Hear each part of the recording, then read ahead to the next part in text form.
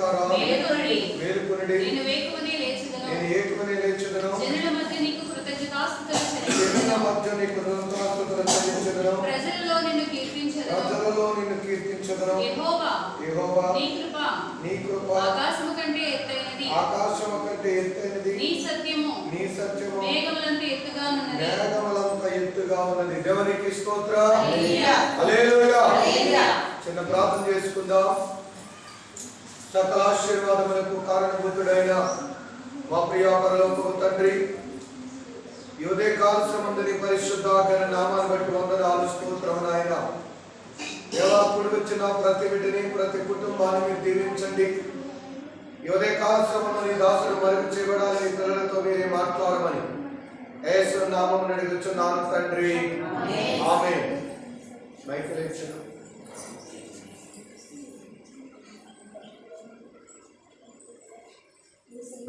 హల్లెలూయా.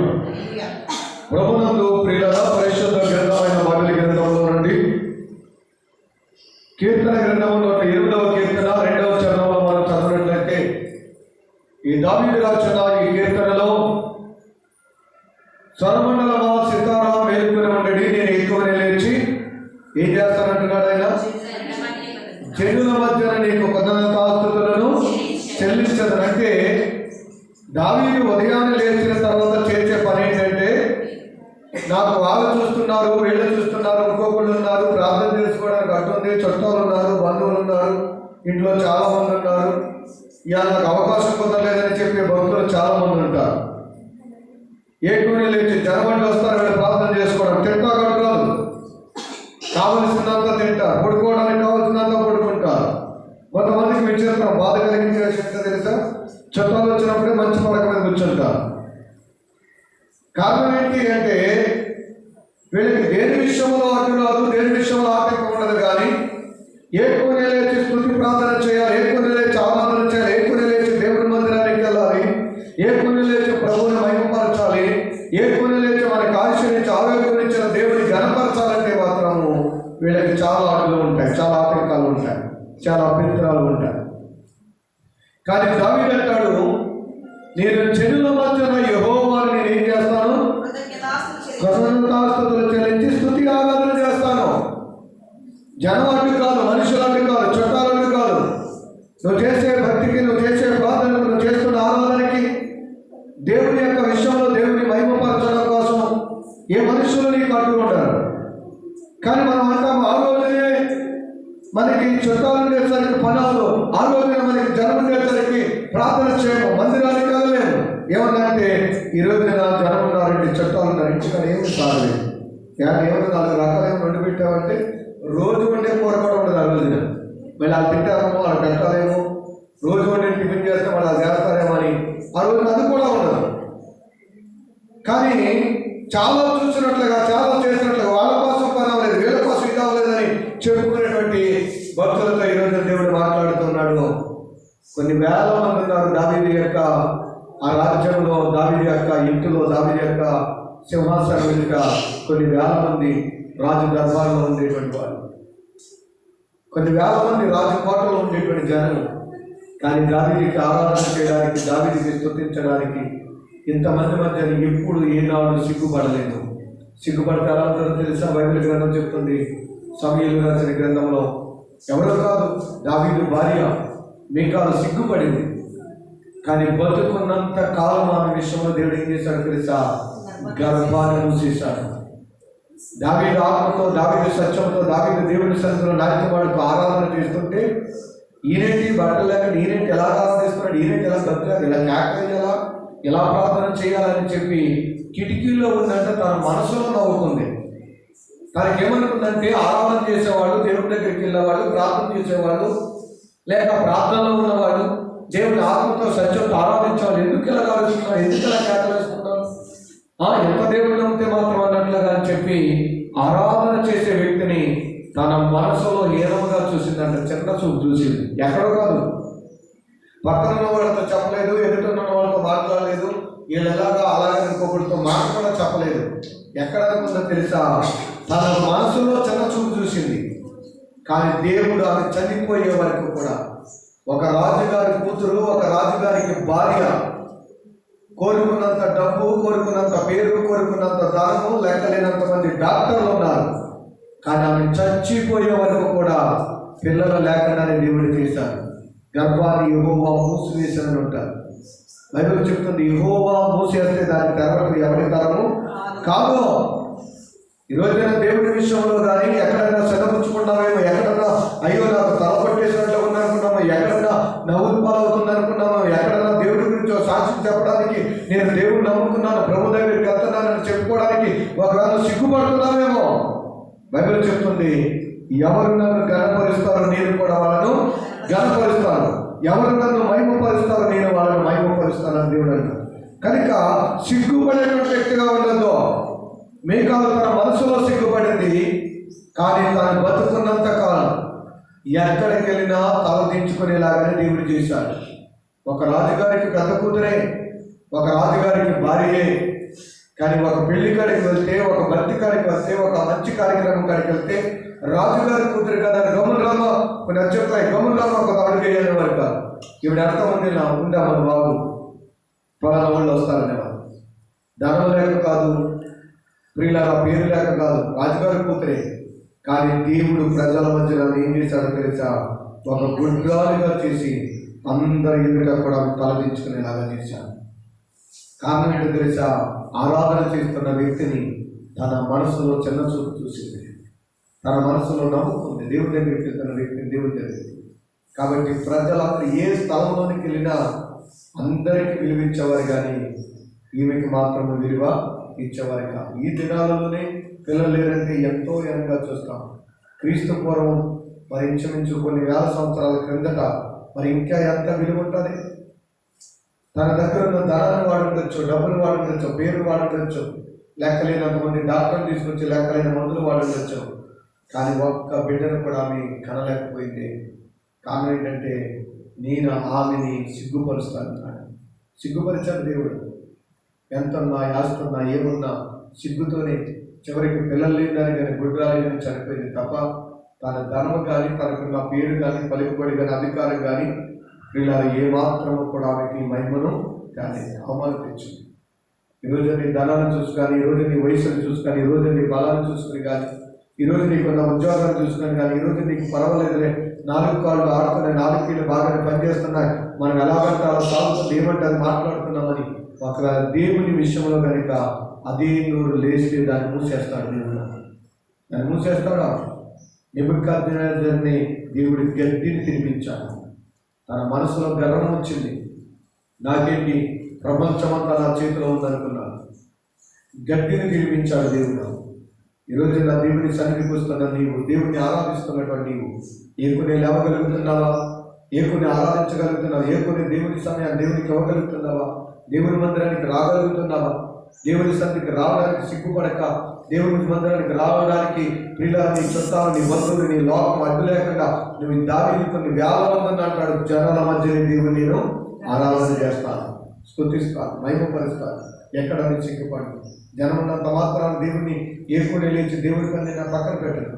చుట్టాలు ఉన్నంత మాత్రం నేను పక్కన పెట్టను. బంధువులు ఉన్నంత మాత్రం నేను పక్కన పెట్టను. గడిచిన రాత్రి ఊరు ప్రయాణం చేశాను కాబట్టి పొద్దున్నే లేవలేకపోయానని చెప్పి దేవుడికి కృతజ్ఞతాస్తుతులు చెల్లించకుండా నేను ఉండలేను. నేను ఈ జనము మధ్య దేవుడిని నేను ఆరాధిస్తానన్నాను. ఈరోజున ఎలాగ దేవుడిని మనం ఆరాధించగలుగుతున్నాం?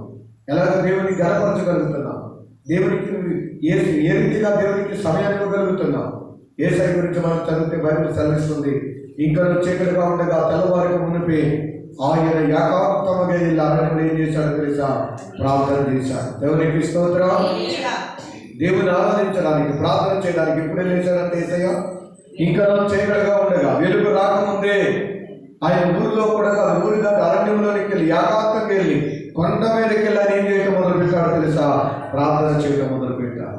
నువ్వు లేవగలుగుతున్నావా? నీ మందిర ఆరాధనకి పెద్దల కాడికి వెళ్ళేసి వెళ్ళగలుగుతున్నావా? పెద్దల కాడికి వెళ్ళేసి రాగలుగుతున్నావా?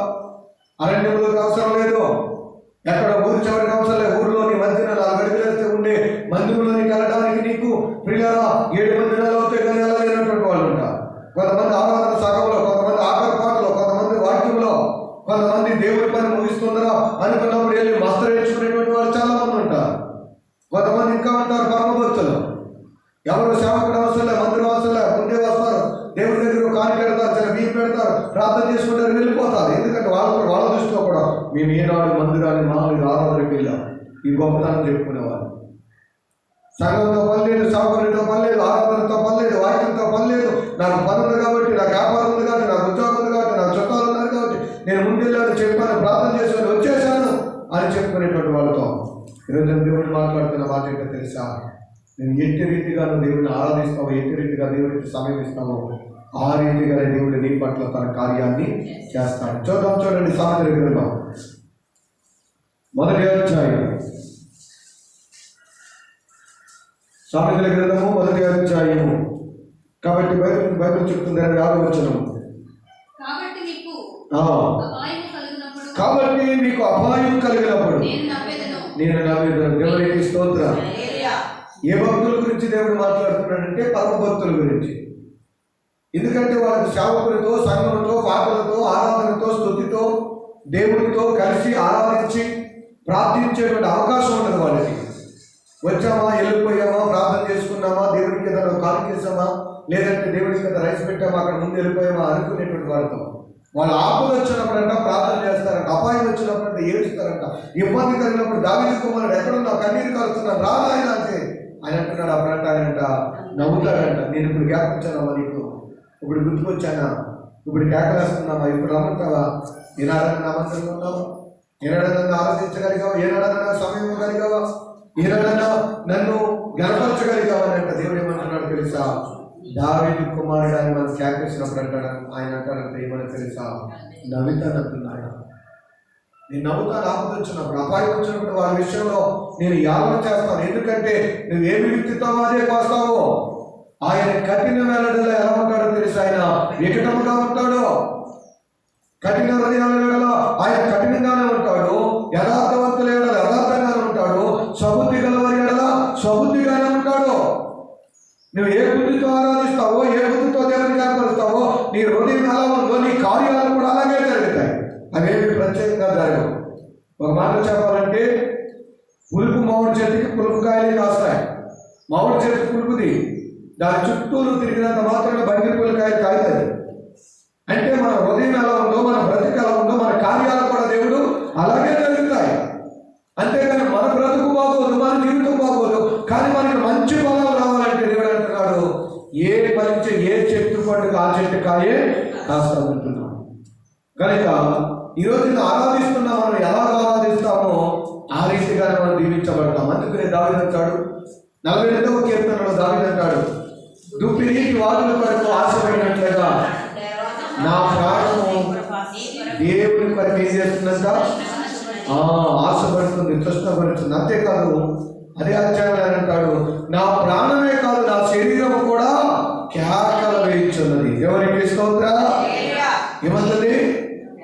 చాలా మందికి ప్రాణం మాత్రమే ఆశ ఉంటుంది, శరీరం మాత్రం పడుకోమంటుంది, శరీరం మాత్రం ఇంటికాడ ఉంటుంది, శరీరం మాత్రం పని చేసుకుంటారు, శరీరం మాత్రం లేవలేమంటుంది, శరీరం మాత్రం అనారోగ్యం అంటారు రావాలంటే. కానీ అదే శరీరం ఏదన్నా ఊరు ప్రయాణం అంటే మాత్రం ఎక్కడ లేదో వచ్చేలా పరిగెత్తుంది. కానీ దావీదు శరీరం అంతా ఎలాంటిదో తెలుసా? ఎప్పుడు దేవుడి మందిరానికి వెళ్తాను, ఎప్పుడు దేవుడిని ఆరాధిస్తాను, ఎప్పుడు దేవుడిని కనపరుస్తాను. అతని ప్రాణం ఒక్కటి మాత్రమే దేవుని కొరకు ఆశపడలేదు, తన శరీరము కూడా సిద్ధపడింది. ఎవరికి స్తోత్రం. అందుకని అంటాడు, మీ ప్రాణాత్మ శరీరములను దేవునికి సజీవ యాగంగా సమర్పించాలి. ఏమేమి సమర్పించాలి? జ్ఞానమును, ఆత్మను, శరీరము. కానీ మనం చాలా మంది ఏమని అర్పిస్తామంటే ఆత్మ మాత్రం ఇస్తాం. ప్రాణం పనిచేయాలి, శరీరం పడుకోవాలి, మన పని మనం చూసుకోవాలి. ఆత్మలో దేవుడు ఉన్నాడయ్యా, కూర్చున్నా నేను అనుకుంటాను, నుంచున్నాను అనుకుంటాను, పడుకున్నాను అనుకుంటానయ్యా, నాకు ఆత్మలో దేవుడు ఉన్నాడు. కానీ దేవుడి దగ్గరికి వెళ్తాక మాత్రం నా శరీరం ఒప్పుకోదు, దేవుడు నా మందిరంలో ఉండడానికి మాత్రం నా ప్రాణం ఒప్పుకోదు. ఈరోజు నా బైబిల్ చెప్తుంది, దేవునికి ఏదో ఒకటి ఇచ్చే వ్యక్తిగా ఉండకు. నీ ప్రాణమును, నీ శరీరమును, నీ ఆత్మను దేవునికి ఇవ్వాలి. దానికి అంటాడు, నా శరీరం కూడా తుష్టపరిచింది కానీ కాబట్టి ఎప్పుడు వద్దామనుంది. శరీరానికి రావాలని లేదనుకోండి, మనసు అన్న శరీరం ఏం చేస్తుందో తెలిసా? కూర్చోబెడతాను, మనసులో ఉంటుంది. కానీ శరీరం ఫలం లేదు, శరీరం సాగు చేయలేదు, శరీరం అవ్వలేదని శరీరం రానివ్వదు. నీ మనసు ఒక్కటి మాత్రమే దేవుని దగ్గరికి వద్దామనుకుంటే కుదరదు. నీ మనసుతో పాటు నీ శరీరం కూడా ఏముండాలి? దేవుని దగ్గరికి వెళ్ళేటువంటి మనసు నీకు ఉండాలి. అప్పుడు దేవుడు నీ పట్ల కార్యాలను దేవుడు చేస్తాడు. ఈ రోజున దేవుని మాటలు వింటున్న, దేవుని వాక్యాలు వింటున్న నా ప్రియమైన తల్లి, నా ప్రియమైన సహోదరుడా, ఆచారం సంబంధంగా వచ్చి ఆరాధన చేస్తున్నావా? అలవాటు ప్రకారంగా వచ్చి కూర్చుంటున్నావా? ఏదో 4 మాటలు ఆదివారం నాడు కాబట్టి ఎలుగు కనబడి చేస్తే మంచి ఆరాధన నీకొద్దు. అలాంటి ఆరాధన చేయడం కన్నా మానేయడమే మేలు. ఎలాగో చేయాలి ఆరాధన అంటే సామెత ప్రసంగి గ్రంథంలో అంటాడు, నీవు నీ దేవుడి మందిరంలోకి వెళ్ళినప్పుడు నీ ప్రవర్తన చాలా జాగ్రత్తగా చూసుకో. ఒకవేళ వెళ్ళి సరిగా లేకుండా ఉండటం కంటే దూరంగా ఉండి వినటమే మేలన్నాడు. దేవునికి స్తోత్రం, హల్లెలూయా. కనుక దేవుని మందిరానికి మనం ఎలా రావాలంటే ఆత్మతో సత్యముతో ఆయన ఆరాధించడానికి ప్రియులారా ఆసక్తితో మనం వచ్చేవారుగా ఉన్నప్పుడు మన పేరు జీవ గ్రంథమందు లెక్కించబడతారు. పరిశుద్ధ గ్రంథమైన బైబిల్ గ్రంథంలో యోహాను సువార్త 20వ అధ్యాయంలో ప్రియులారా మగ్దలేని మరియ వెళ్ళింది. ఎప్పుడు వచ్చిందో తెలుసా? గంటల కాడే వచ్చిందంటే. దేవునికి స్తోత్రం, హల్లెలూయా. ఎప్పుడు వెళ్ళిందామంటే గంటల కాడే వెళ్ళింది. దేవుని సన్నిధికి, దేవుని ఆరాధించడానికి, దేవుని ప్రార్థన చేసుకోవడానికి, దేవుని మందిరానికి వెళ్ళేటప్పుడు నీ మనసు ఎలా ఉండాలి? ఎప్పుడు వెళ్ళాలో తెలుసా? గంటల కాడే వెళ్ళాలి.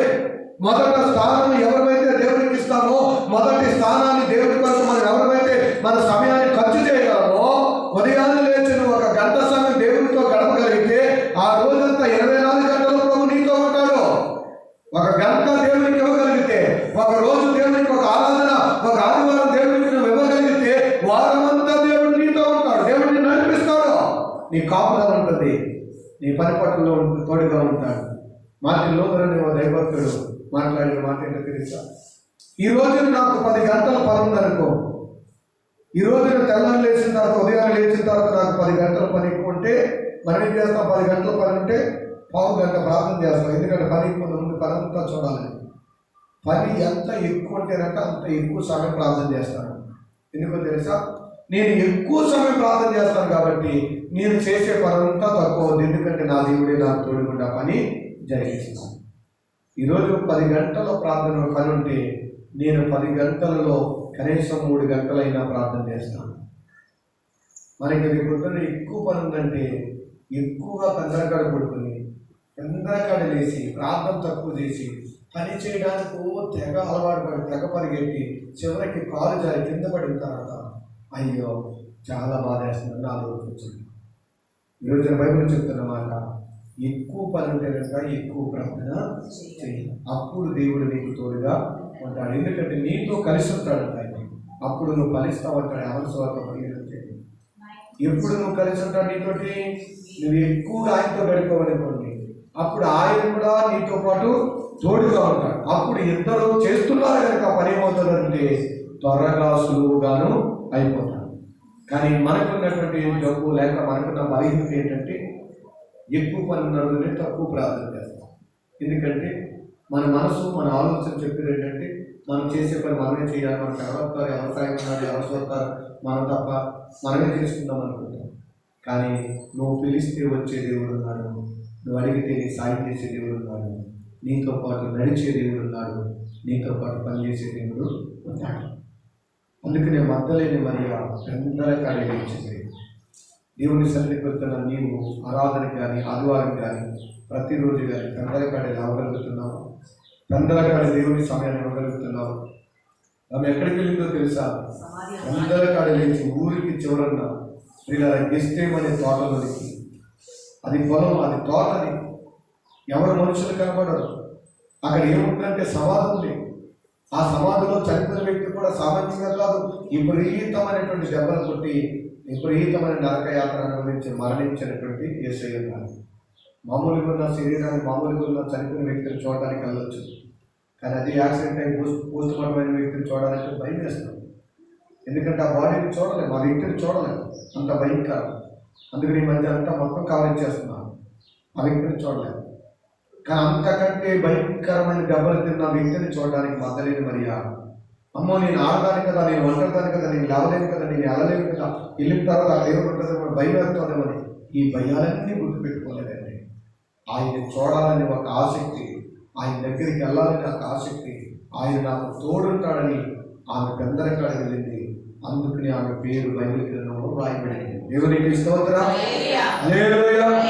మనం చాలా సార్లు చెప్తాం, 90 సార్లు చెప్తాం, ఏమో పెద్దరకాడ రాలేదన్నారు కాదు, వద్దామనుకున్నాను, లేచాను, అదే ఇదే 100 చెప్తాం. ఇది ఇంట్లోనే. కానీ అలాంటి ఒక తోటలోకి వెళ్ళాలంటే, ఒక పొలం వెళ్ళాలంటే, ఒక సమాధి కాడికి వెళ్ళాలంటే తెల్లవారునే వెళ్తే అక్కడ ఏమైనా దెయ్యాలంటే ఏమైనా అసలు వెళ్ళాము. కానీ ఆమె దేవుని మీద ఉన్న ఆసక్తి ఎలాంటిదంటే భయం అనిపించలేదు. ఎందుకంటే ఏ పనైనా సరే ఇష్టంతో చేస్తే ఆ పని కష్టంగా అనిపించదు. నువ్వు చేసే పనైనా, ఉద్యోగమైనా, వ్యాపారమైనా, ఏ పనైనా నువ్వు ఇష్టంగా చేసుకున్నావు అనుకుంటే అది నీకేమనిపించదో తెలుసా? కష్టంగా అనిపించదు. ఇష్టం లేకుండా చేసినా అది చాలా కష్టంగా ఉంటుంది. ఇష్టం లేని చీపుడు పువ్వు తీయాలంటే చాలా కష్టంగా ఉంటుంది. కానీ ఇష్టం అంటే తాడి చెట్టుని తీసి పక్కన పెడతాం. కానీ అదే ఇష్టం లేకుండా చీపుడు పొలం ఏమన్నా, అమ్మో అప్పుడు చాలా పని వేసింది, అది తీసిన కానించి ఆ పని చేసిన కానించి నాకు మేడం పనిచేసింది, అక్కడ అలా ఉన్న కానించి నాకు చాలా చేసిందంట. అది ఇష్టంతో ఉందనుకోండి, దొంగ నిలిచాను ఏదైతే ఉన్నది. ఈరోజున బైబిల్ చెప్తుంది, మగ్దలేని మరియ ఇష్టంతో వెళ్ళింది కాబట్టి ఆమెకి ఏ భయం లేదు. ఇష్టంతో వెళ్ళింది కాబట్టి ఆవిడ యేసయ్యని చూడగలిగింది. ఇల్లు యేసయ్యని చూసి ఆ స్థలంలో చూసి వాళ్ళ వెనక్కి వచ్చి ఆయన శిష్యులను అక్కడికి తీసుకెళ్ళగలిగింది. ఈరోజున నువ్వు ఇష్టంతో వస్తే దేవుడి సన్నిధి నుండి యేసయ్యని ఇంటికి తీసుకెళ్తావు. ఇష్టంతో వస్తే ఆయన ఇచ్చే స్వస్థత పొందుకుంటాం. ఇష్టంతో నువ్వు దేవుడిని ఆరాధన చేయగలిగితే దేవుడిని ఘనపరిచే స్థితిలో దేవుడు నిన్ను ఉంచుతాడు. కనుక అంతేకాదు, ఇష్టంతో ఆవిడ వెళ్ళింది కాబట్టి ఆమె పేరు జీవగ్రంథంలో లెక్కించబడింది. ఈ రోజున దేవుని సన్నిధిలో ఉన్న నీవు, నీ పేరు దేవుని జీవగ్రంథంలో లెక్కించబడాలంటే మగ్దలేని మరియ వలె మనం ముగించుకుని మన పనిని తొందరకాల వెళ్ళి ఇష్టంతో దేవుని సన్నిధిలో ఉండేటువంటి వ్యక్తిగా నీవు ఉండాలి. చాలా మంది కాలం రాలేదు, ఏడు రాలేదు, ఎవరు వచ్చినా ఎవరు రాకుండా నీకు అనవసరం. యేసయ్య వచ్చాడా లేదా, నీ ప్రార్థన వింటున్నాడా లేదా, నీ మొదటి స్థానం దేవునికి ఇచ్చావా లేదా, దేవునితో నువ్వు ఉన్నావా లేదా, అది మాత్రమే. ఎందుకో తెలుసా, అన్న దేవుని సన్నిధిలో 84 సంవత్సరాలు దేవాలయంలో ఉండడని రాయబడింది. ఎంతగా ఆవిడ ఎన్ని రోజులు దేవాలయంలో ఉందో కూడా దేవుడు రాయించాడు. కారణం ఏంటి? ఎవరన్నా లేకుండా రాత్రి పగలు కూడా ఉందంట ఆవిడ. అంటే కొంతమంది పగలు ఉండేవాళ్ళు, కొంతమంది రాత్రులు ఉండేవాళ్ళు. కానీ ఈవిడ ఎలా ఉంది? రాత్రి ఉంది, పగలు ఉంది. ఆవిడ ఏం చేసిందో ఎక్కడ రాయబడింది? పరలోకమందున్న గ్రంథంలో రాయబడింది. ఈ లోకంలో నువ్వు చేసేది కూడా ఎక్కడ రాయబడి ఉండాలి తెలుసా? జీవగ్రంథంలో పరలోకంలో రాయబడి ఉండాలి. అందుకని అంటాడు, నీవు నా గురించి కబురులో లెక్కించావు. ఈరోజు దేవుని మాటలు వింటున్నాం. మనము ఏ రీతిగా ప్రభుని మనం ఆరాధిస్తున్నాం. మార్కు సువార్తలో దేవుని యొక్క వాక్యంలో 12వ అధ్యాయంలో నీ పూర్ణ బలంతో, పూర్ణ ఆత్మతో, పూర్ణ హృదయంతో నీ తండ్రి అయిన దేవుని ఏం చేయాలో తెలుసా? దేవునికి స్తోత్రం. ప్రధానమైన ఆజ్ఞ ఏంటంట? పూర్ణ మనసుతో, పూర్ణ ఆత్మతో, పూర్ణ వివేకముతో నీ దేవుడైన ప్రభువుని ప్రేమించుకోవాలనేదే ప్రధానమైన ఆజ్ఞ. అంటే ఆజ్ఞలన్నింటిలో ప్రధానమైన తెలుసా? మొదట దేవుని ఆరాధించడమే ప్రధానమైన ఆజ్ఞ. వ్యభిచారించడం, అబద్ధాలు చాటడం, ఇవన్నీ తర్వాత. ముందేం చేయాలి? మొదట నీ పూర్ణ మనసు, పూర్ణ వివేకంతో, నీ పూర్ణ బలంతో ఏం చేయాలి? దేవుని ఆరాధించాలి. అసలైంది చేయటం మానేసిన ఎన్ని చేసినా వెళ్తారు. మొదటి ఆజ్ఞను గమనించినట్టుగా అయిపోయిందండి. దేవుని యొక్క వాక్యంలో మాట రాయబడిన మాట ఏంటి తెలుసా? రెండో ఆజ్ఞ ఏంటి తెలుసా? నిన్ను వల్ల నీ పొరుగు వారిని ప్రేమించే మనసు లేనప్పుడు కూడా మనం ఎన్ని చేసినా వ్యర్థమవుతుంది. ఈరోజు నా దేవుని యొక్క మాటలు వింటున్న మనము దావీదు వలె నీ ఉద్యోగం నీకు అడ్డురాకూడదు, నీ వ్యాపారం నీకు అడ్డురాకూడదు, నీ జ్ఞానం నీకు అడ్డురాకూడదు, లేకపోతే ఇంకోటి అడ్డురాకూడదు, అమ్మని ఇక్కడికి వెళ్ళాలి కుదరదనడానికి మనం కాదు. దేవుని సన్నిధి నేను ఎప్పుడు వెళ్తున్నా, ఎప్పుడు చేస్తాను, ఎప్పుడు లేస్తాను, ఆయన ఆరాధన చేస్తానని ఆ మనసు నీకు ఎప్పుడు ఉంటుందో అప్పటి నుంచి నీ స్థితి మారుతుంది, నీ పరిస్థితి మారుతుంది.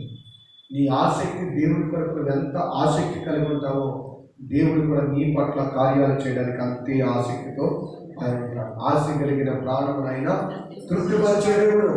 కనుక ఈ రోజున ఏ ఆశతో వచ్చావో, ఏ కోరికతో వచ్చావో, ఏ సమస్యతో వచ్చావో, ఒకవేళ ఇంకా రక్షణ లేకుండా వచ్చావేమో, ఈ రోజున ప్రభు మాట్లాడుతున్న మాట ఏంటో తెలుసా? అది నువ్వు పొందుకోవాలంటే నీ పూర్ణ హృదయంతో, పూర్ణ ఆత్మతో ప్రభువు నువ్వు ఆరాధించే వ్యక్తిగా ఉండు. అప్పుడు దేవుడు నీ ఆశలన్నిటిని, కోరికలన్నిటిని దేవుడు తీరుస్తాడు. ఏదో ఆచార సంబంధమైన ఆరాధన కాదు, ఏదో వస్త్రహించుకునే ఆరాధన కాదు, నేను కూడా మందిరంలోకి వెళ్ళానని చెప్పుకునే ఆరాధన కాదు, కానీ దేవుడికి ఇష్టమైన ఆరాధన చేయి. అప్పుడు నిన్ను దేవుడు ఉన్నతమైన స్థానంలో దేవుడు నిన్ను నుంచోబెడతాడు. ఆయన ఆజ్ఞలు, ఆయన కథను అనుసరించగలడు. ఆయన నిన్ను ఎక్కడ నుంచోబెట్టాలి ఆయనకి తెలుసు. దేవుడి కొద్ది మాటలు మన వినికిడిలో దీవించును కాక. ఆమేన్. సాక్ష్యాలు తెలియజేసిన సాక్ష్యాలు